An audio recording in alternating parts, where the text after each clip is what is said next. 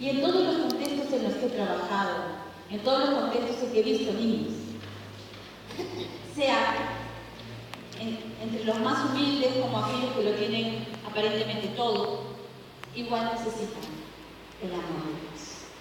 ¿Sí? Y empezaba a preparar este tema, decía, Señor, dame claridad de por qué.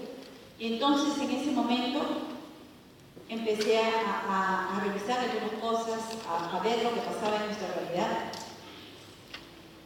Y algo que llamó mi atención era, bueno, ¿por qué? Porque son vulnerables. ¿Sí? ¿Usted cree que los niños son vulnerables?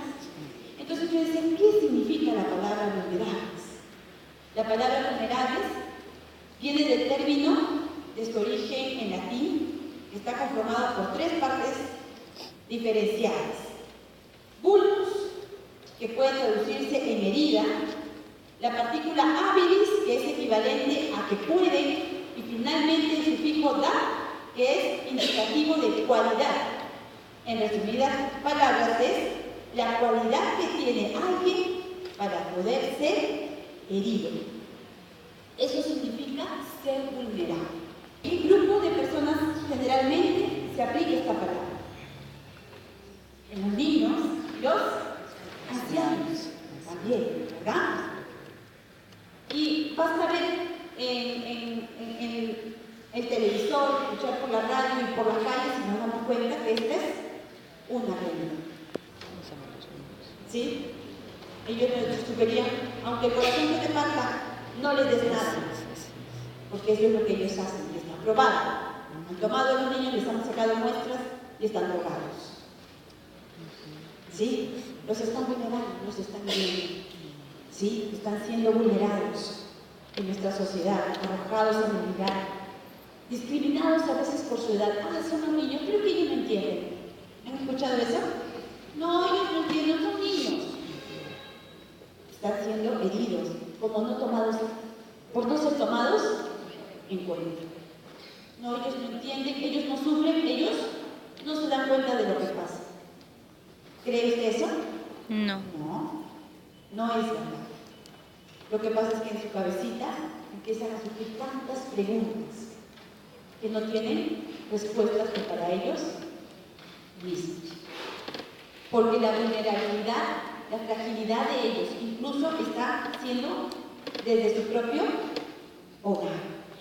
En su familia, yo pregunto, ¿están siendo vulnerados? ¿Heridos? Sí. Los propios padres.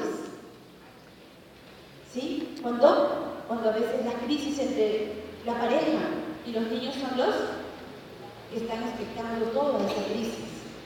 Y ellos me dicen, mi papá y mi mamá se echan la culpa, es todo mi culpa, yo ocasioné esto. Y ellos están siendo heridos desde su hogar mismo. No, pero que mi iglesia no puede, no tiene.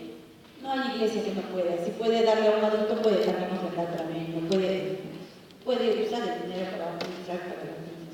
Pero a veces se piensa que los niños no son rentables, dicen, no ofrendan, no diezman. Ese es el pensamiento, ¿verdad? Entonces, más se gasta en ellos que lo que realmente rinden, ¿no? Y no saben de lo que se está perdiendo, ¿verdad? Y están siendo vulnerados. Interesante cuando en Mateo vemos lo que dice, ¿no? Cualquiera que haga tropezar a uno de estos pequeños, que creen en mí, ¿qué dice? Mejor que fuera, que se colgase al cuello una piedra de molino de asno y que se hundiese en el profundo del mar. Qué fuertes palabras. Esto no es un chiste. Son palabras muy serias. ¿Por qué los niños necesitan, entonces, si están siendo vulnerados, por qué los niños necesitan saber del amor de Dios? ¿Qué le hacía sentir a usted saberse amado? Felicidad, seguridad, ¿verdad? Nos da seguridad. Si nos damos cuenta que están siendo vulnerados, entonces, como consecuencia, sus vidas están siendo afectadas. Siente que no le importan a nadie. Entonces, no se sienten amados. ¿Cómo cambia su vida cuando ellos se sienten que alguien los ama? Solamente piense en el niño más difícil. haga la meta de este domingo de ir y mostrarle amor. Usted va a ver que todo cambia, parece. Aunque sea el más tremendo. No hay nada que el amor no mueva. No hay el corazón más duro que el amor no cambia. Yo me acuerdo de un niño muy tremendo. Era tremendamente tremendo. Así, no había palabra para describirlo. Tenía en su frente el sello, yo soy lo peor, porque ese es su concepto. Psicólogos, todos habían pasado 6 años. 6 años tenía. Él le declaraba la guerra a todo el mundo. Cuando llegó, porque me acuerdo que yo trabajaba en el colegio de directora de cochero, yo era la persona con más experiencia en años acá, así que tú tienes que, porque todas las maestras estaban tirando la toalla. 6 años, tenía un currículum más grande que el mío. Y me dijo, tienes que tratar conmigo. No sabes cómo me gustó. 1 año entero trabajando con ese niño. Paciencia, no tengo, pero oraba a Dios por él. Y en 1 año empecé a ver a finales de año las cambios. Mientras él me decía, soy lo peor, yo le decía, Dios te ama. Pero no en esas palabras, porque no daba nada que ver. Porque sus padres eran cristianos, procedía de un hogar cristiano, y peor su corazón se había endurecido. Y me acuerdo que cuando empecé a tratar con él y empezó a hacer cambios, hizo algo. Yo siempre trataba de acercarme, darle un abrazo, pero él siempre estaba con eso. Nadie me doblega, nadie, no. Hasta que un día, cuando ya por ahí comenzamos a compartir unas cosas, cambiamos tú me invitas, yo te invito, ¿no? Palabras así.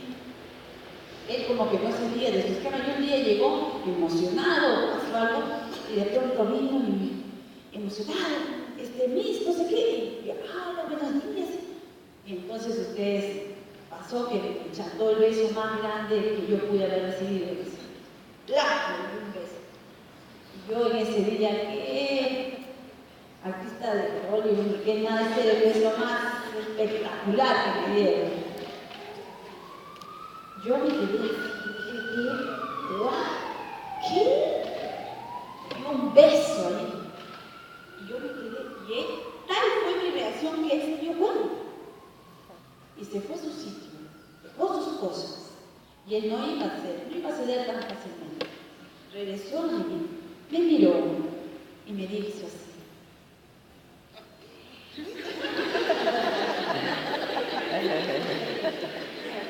Tremendo, ¿no?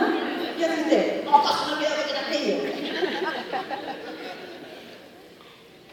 Yo lo miré y le dije, lo que se dio está acá. Hoy no me lavo la cara. Ya aunque te limpie lo que te limpies, acá se queda y no me lavo la cara.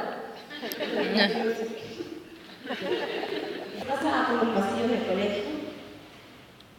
Los chicos de secundaria me miraban, hola, Charito, hola, Charito. Él era el único jovencito que hasta sus 16 años, cada vez que me veía, iba y me daba un beso.